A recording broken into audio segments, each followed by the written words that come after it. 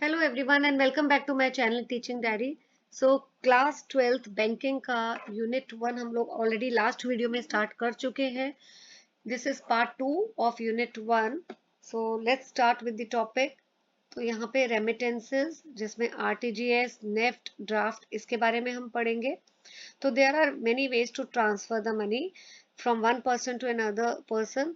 तो बैंक के पास बहुत सारे वेज हैं कि through which they can transfer the money. Paper based जो पेपर बेस्ड में आपके चेक्स के थ्रू, डिमांड ड्राफ्ट के थ्रू आप पैसा ट्रांसफर करते हैं। देन इलेक्ट्रॉनिक फंड ट्रांसफर जिसमें नेफ्ट, एनईएफटी, आरटीजीएस इसके थ्रू पैसा या फंड्स ट्रांसफर किए जाते हैं। कार्ड्स यानी क्रेडिट कार्ड्स, डेबिट कार्ड्स के थ्रू भी money can be transfer. Now there are few large value payment system. तो काफी जो लार्ज पेमेंट सिस्टम है कौन कौन से हैं? एक तो inter bank cheque clearing system है, इसे इंटर बैंक क्लियरिंग बोलते हैं। It is manage by RBI. Then high value cheque clearing system, right, it is also manage by RBI. ये दोनों जो है वो आरबीआई मैनेज करती है। Then government security clearing system and foreign exchange clearing system, इन दोनों को कौन मैनेज करता है? सीसीआईएल। सीसीआईएल का मतलब फुल फॉर्म यहाँ पे देखिए हाईलाइट की हुई है मैंने, clearing corporation of India limited. Then real time gross settlement system, it is operated by RBI. Let's study what is real time gross settlement payment system. तो रियल टाइम ग्रॉस सेटलमेंट में दो terms हैं, right. पहले तो RTGS का आपको full form आना चाहिए, ये भी 1 मार्कर पेपर में आ सकता है। What is the full form of RTGS? It is real time gross settlement, right. यहाँ पे जो रियल टाइम, एक तो आपको पता होना चाहिए what is the meaning of word real time, and second is gross settlement. तो ये दो वर्ड्स हैं जिनको कंबाइन करके आरटीजीएस बनता है। तो यहाँ पे जो फंड्स ट्रांसफर होते हैं, they are transferred individually on an order by order basis. इसका क्या मतलब है कि जैसे किसी एक इंडिविजुअल ए ने, मिस्टर ए है, उसने बैंक को इंस्ट्रक्शंस दी है कि फंड्स जो हैं वो ट्रांसफर करने हैं। तो जैसी एक ही इंस्ट्रक्शन बैंक को मिलती है, बैंक इमीडिएटली फंड्स जो है ट्रांसफर कर देता है। नाउ मिस्टर बी है, उसने भी बैंक को इंस्ट्रक्शंस दी है कि कुछ पैसा ट्रांसफर करना है किसी को। तो जैसी बी की इंस्ट्रक्शन मिलती है, इमीडिएटली ऑन बीज instruction funds gets transferred.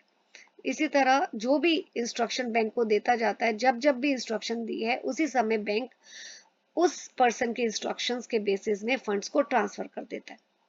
So real time का मतलब है कि जैसे ही बैंक को इंस्ट्रक्शंस मिलती है, उसी समय वो इंस्ट्रक्शंस जो है वो बैंक प्रोसेस करता है।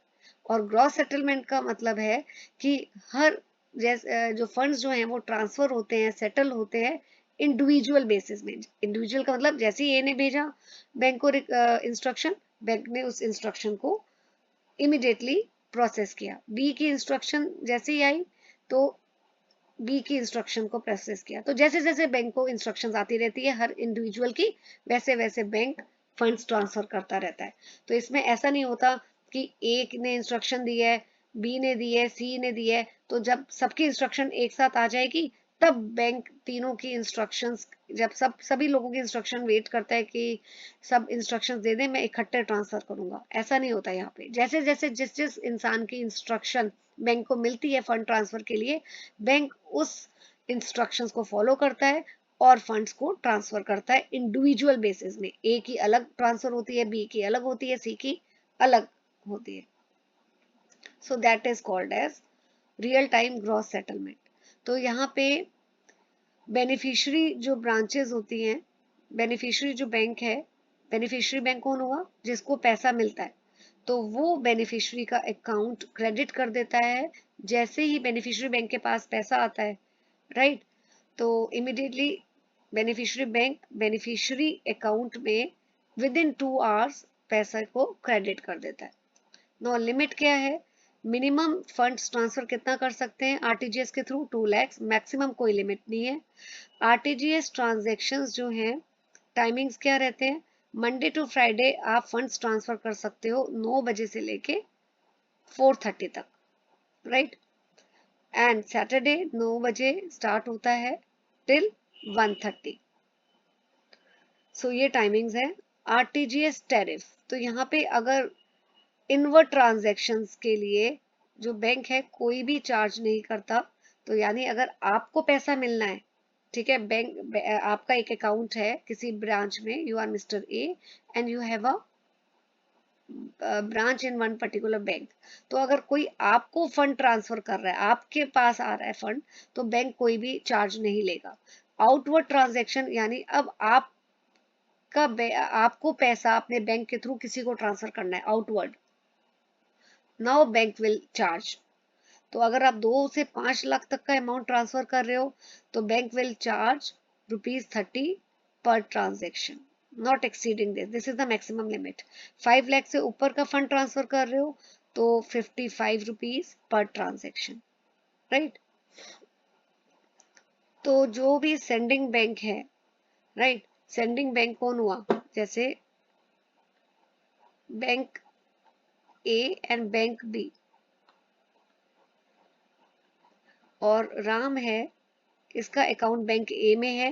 राम ने शाम को पैसा ट्रांसफर करना है, शाम का अकाउंट बैंक बी में। तो ये बैंक ए जो हुआ, जो पैसा ट्रांसफर करेगा, वो हो गया रेमिटिंग बैंक या सेंडिंग बैंक, राइट। और जिस बैंक को पैसा मिलेगा उसको बोलते हैं रिसीविंग बैंक या बेनिफिशियरी बैंक,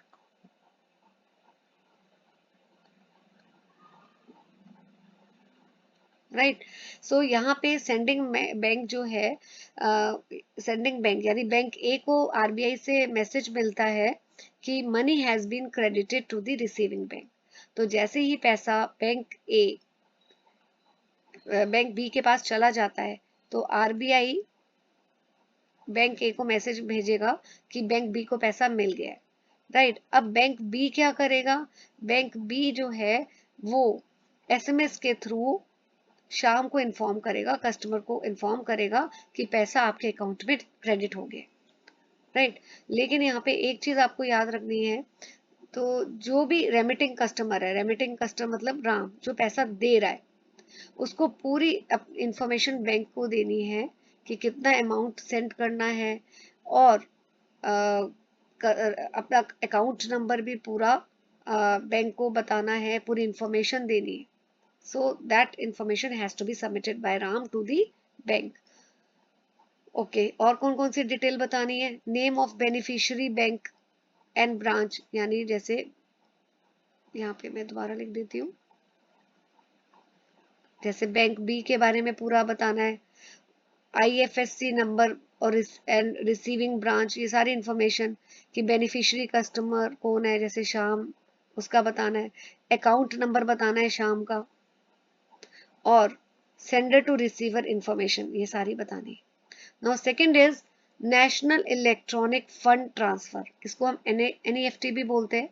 अब इसमें और आरटीजीएस में क्या फर्क है, इसमें और आरटीजीएस में बेटा ये फर्क है कि आरटीजीएस में जैसे ही बैंक को ए की रिक्वेस्ट आई, बैंक ने इमीडिएटली फंड ट्रांसफर कर दिया, उसकी इंस्ट्रक्शन को प्रोसेस किया। बी की आई, बी के इंस्ट्रक्शन मिलते ही फंड्स ट्रांसफर किए। सी की इंस्ट्रक्शन आई तो सी के फंड्स ट्रांसफर किए, एंड सो ऑन। लेकिन नेफ्ट में ऐसा नहीं होता, यहाँ पे एक आर्ली बेसिस में जो है फंड्स ट्रांसफर किए जाते हैं। तो 1 घंटे के अंदर जितने भी बैंक के जितने भी कस्टमर्स हैं, अगर 1 घंटे तक जिस जिस भी कस्टमर की यहाँ पे इंस्ट्रक्शन आती है, जैसे ए बी सी डी, इन सब की इंस्ट्रक्शन, जितनी भी कस्टमर्स की इंस्ट्रक्शन आ गई 1 घंटे के अंदर, इकट्ठे वेट की जाती है और फिर जो है फंड्स ट्रांसफर किए जाते हैं। आरटीजीएस में ऐसा नहीं था, जैसे ही आई इंस्ट्रक्शन एक कस्टमर की तो इमीडिएटली फंड ट्रांसफर हो गए। लेकिन यहाँ पे आर्ली बेसिस में होते हैं, 1 घंटे तक देखते हैं कि किस किस कस्टमर की इंस्ट्रक्शन आ गई है, फिर जब 1 घंटे के बाद उन सभी कस्टमर के इंस्ट्रक्शंस को एक साथ प्रोसेस किया जाता है और फंड्स एक साथ ट्रांसफर किए जाते हैं। ये डिफरेंस है नेफ्ट और एनईएफटी और आरटीजीएस में।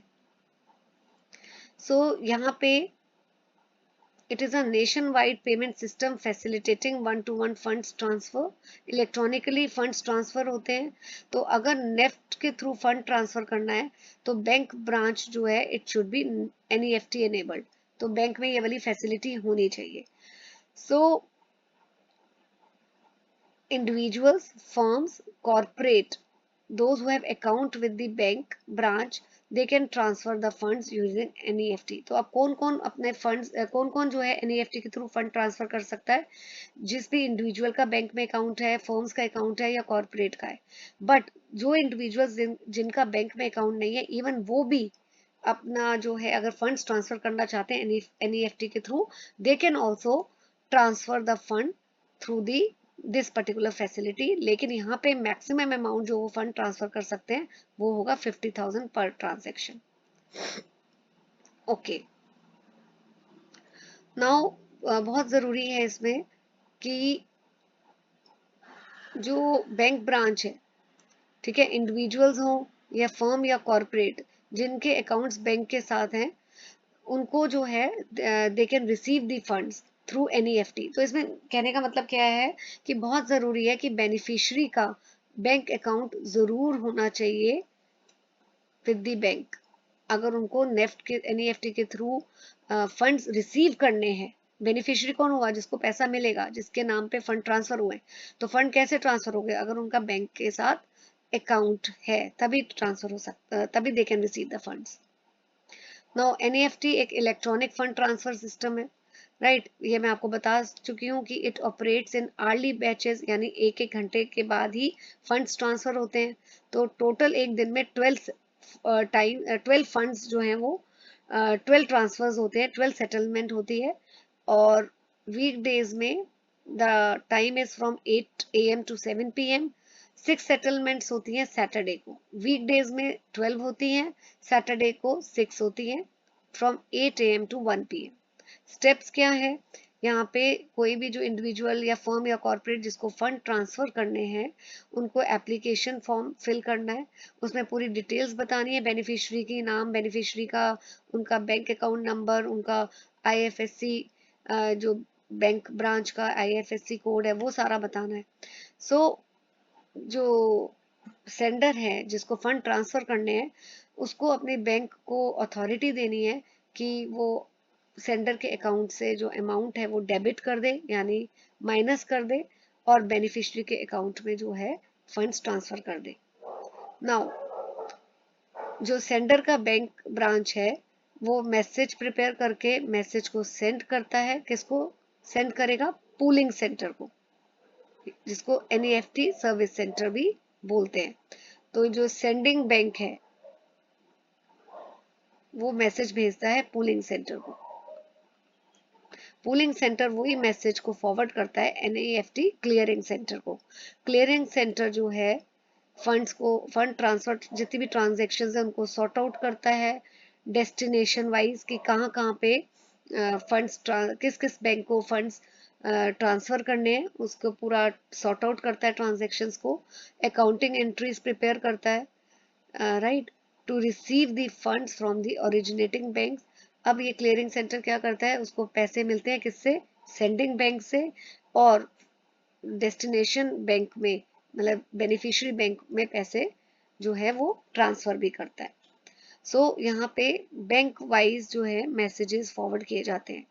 डेस्टिनेशन बैंक है यानी बेनिफिशियरी बैंक जिसको पैसा रिसीव होता है, वो मैसेज जो है उसको मैसेज मिलता है फ्रॉम क्लियरिंग सेंटर, और वो ये मैसेज जो है पास ऑन करता है बेनिफिशियरी कस्टमर को. Now what is IFSC code? ये इंडियन फाइनेंशियल सिस्टम कोड है, राइट. इसमें जो है 11 डिजिट कोड होता है. ये बेटा अल्फा न्यूमेरिक कोड होता है, यानी इसमें अल्फाबेट और नंबर्स दोनों होते हैं. यूनिकली ये बैंक ब्रांच को आइडेंटिफाई करता है. इस कोड को देखते ही आप आइडेंटिफाई कर सकते हो कि बैंक की कौन सी ब्रांच है. तो फर्स्ट 4 जो करेक्टर्स होते हैं वो अल्फाबेट्स होते हैं. बैंक, उससे क्या पता लगता है कि ये बैंक का कोड क्या है, जैसे HDFC, राइट. 5th करेक्टर जो होता है वो हमेशा 0 होता है, और लास्ट 6 करेक्टर्स वो ब्रांच के कोड होते हैं. तो ये आपको पता होना चाहिए. NEFT चार्जेस कितने होते हैं? इनवर्ड ट्रांजेक्शन्स के लिए फ्री है.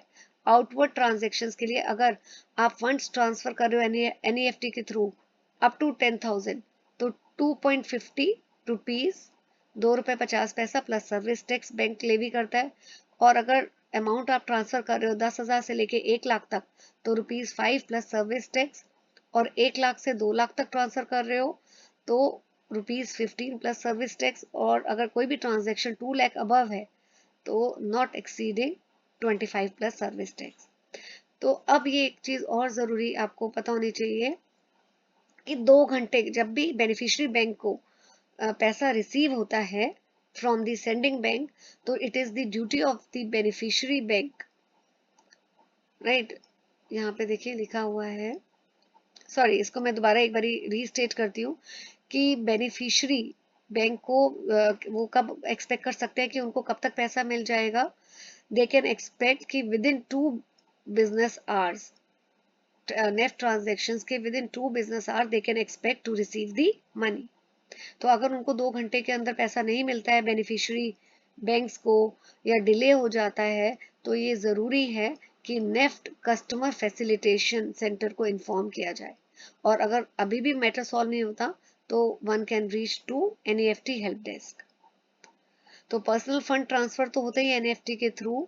एनईएफटी सिस्टम को बाकी भी ट्रांजैक्शंस के लिए यूज किया जाता है, for payment of card credit dues, for payment of loan, EMI etcetera, right. So जैसे ही बेनिफिशियरी के अकाउंट में पैसा क्रेडिट हो जाता है, so the bank which had originated the transaction is expected to send a confirmation to the originating customer। तो जैसे ही बेनिफिशियरी के अकाउंट में, जैसे बेनिफिशियरी यहाँ पे कौन था, ऊपर एग्जांपल में श्याम था, उसके अकाउंट में जैसे ही पैसा ट्रांसफर हो जाता है, क्रेडिट हो जाता है, तो राम जिसने पैसा ट्रांसफर किया है उसको एक कंफर्मेशन मैसेज भी भेजना है शाम को थ्रू एसएमएस। फिर आपको ये भी पता होना चाहिए यूनिक ट्रांजेक्शन रेफरेंस, इसको यूटीआर भी बोलते हैं। तो कोई जो सेंडर है वो नेफ्ट ट्रांजैक्शन को ट्रैक कर सकता है through this particular UTR number. Now बहुत इंपॉर्टेंट प्री रिक्विजिट्स है, अगर आपको फंड ट्रांसफर करना है थ्रू एनईएफटी, तो ये जरूरी है कि जो ओरिजिनेटिंग यानी सेंडिंग बैंक है और डेस्टिनेशन यानी receiving bank branch, they should be NEFT enabled.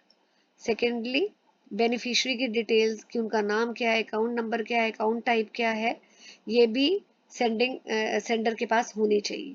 Third, customers जो हैं they should be very careful in providing the account number of the beneficiary. तो आप अपने बैंक को बोल रहे हो कि इस पर्सन के अकाउंट में पैसा ट्रांसफर करना है, तो वो जो पर्सन है उसकी जिसको आपने फंड ट्रांसफर करना चाहते हो यानी बेनिफिशियरी, उसकी डिटेल्स आपको अकाउंट नंबर बहुत ही केयरफुली बैंक को सबमिट करना है। ऐसा ना हो कि आप गलत नंबर बैंक को सबमिट कर दो अकाउंट नंबर, और बैंक जो है वो रॉन्ग अकाउंट नंबर पे पैसा ट्रांसफर कर दे। बेनिफिट्स क्या है एनईएफटी के, कि यहाँ पे आपको फिजिकली डिमांड ड्राफ्ट जो है वो सेंड नहीं करना, चेक नहीं सेंड करना, राइट, टू द बेनिफिशियरी। साथ में बेनिफिशियरी को अपने बैंक में विजिट नहीं करना है। देन बेनिफिशियरी को कोई फियर नहीं है कि चेक या कोई भी डिमांड ड्राफ्ट ऐसे चोरी हो सकता है या लॉस हो सकता है। अनदर इज क्रेडिट कंफर्मेशन जो है, अगर अकाउंट क्रेडिट हो जाता है, फंड ट्रांसफर हो जाते हैं, तो मैसेज भी मिल जाता है एसएमएस या ईमेल के थ्रू। सेंडर जो है can even transfer the fund sitting at home using the internet banking also, right. और यहाँ पे near real time transfer of the funds to the beneficiary account, तो फंड्स ट्रांसफर बहुत securely हो जाते हैं। Third is demand draft. What is demand draft? So यहाँ पे 3 पार्टीज होती है बेटा। First is drawer branch. Drawer branch मतलब bank branch that issues the DD. Demand draft में डीडी बोल रही हूँ, ठीक है। तो ड्रॉर ब्रांच कौन है? वो बैंक की ब्रांच जो डिमांड ड्राफ्ट को इशू करता है। ड्रॉई ब्रांच कौन है? ये सेम बैंक की दूसरी ब्रांच है जो जिसको इंस्ट्रक्शंस दी है कि वो पे करेगी। जैसे एसबीआई है, एक बैंक है, इसकी 2 ब्रांच है, ब्रांच ए, ब्रांच बी। इसी बैंक की 2 ब्रांचेस है। ब्रांच ए जो इशू कर रही है डीडी, ये कौन हो गई? ड्रॉर। और ब्रांच बी को इंस्ट्रक्शन दी गई है कि वो पे करेगा, तो ये हो गई ड्रॉई ब्रांच, राइट। बेनिफिशियरी कौन है? वो person who will receive the money. So demand draft एक तरह से चेक है, इसमें एक बैंक की ब्रांच ऑर्डर देती है दूसरी ब्रांच को कि वो पे करे a certain sum of money to the beneficiary. Features क्या है डिमांड ड्राफ्ट के, कि it is payable on demand and it is not paid to the bearer. ये एक नेगोशिएबल इंस्ट्रूमेंट की तरह ही है, right. It is similar to bill of exchange, लेकिन it is not same as check.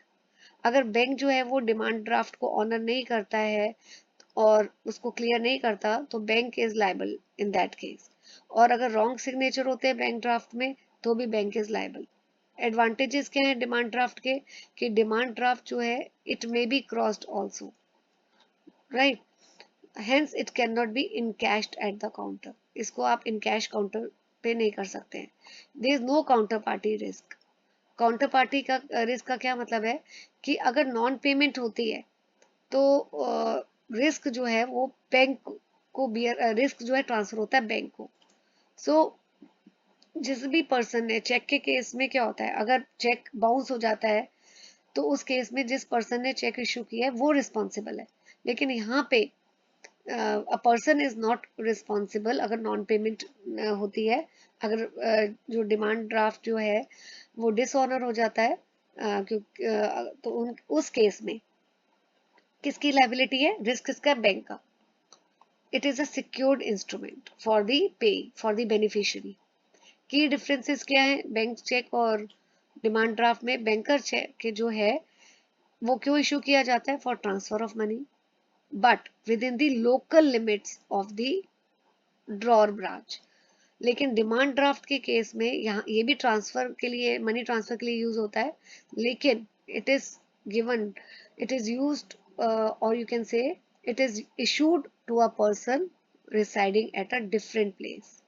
तो वो अगर आपने डिमांड, एक पर्सन बॉम्बे में एक दिल्ली में है, they are living at a different place, तो you can issue demand draft. Number 2, जो एरिया है बैंकर चेक का वो लिमिटेड है, लेकिन डिमांड ड्राफ्ट का वास्ट है। थर्ड, बैंकर चेक में पहले चेक पे ऑलरेडी प्री प्रिंटेड होता है with the word not negotiable, लेकिन this is not there in case of demand draft. Then demand draft की अगर वैल्यू 20,000 या उससे ज्यादा है तो आप उसको इशू कर सकते हो विद ओनली विद अकाउंट पे क्रॉसिंग। तो अगर आपको 20,000 से वैल्यू का डिमांड ड्राफ्ट है तो ऐसे 2 क्रॉस लाइन बनाकर ये अकाउंट पे आपको, ये मैंडेटरी होता है, लेकिन चेक के केस में ऐसी कोई कंडीशन नहीं है। Fifth point is bank check जो है it can be cleared in the branch of the bank from where it is issued. तो क्लियर कहाँ पे होगा, सिर्फ बैंक की उसी ब्रांच पे जहां से ये इशू हुआ है, राइट। लेकिन डिमांड ड्राफ्ट किसी भी bank, it can be cleared at any branch of the same bank. Now with this particular topic I am going to cover it in the next video. Till then stay tuned to my channel. Thank you for watching the video.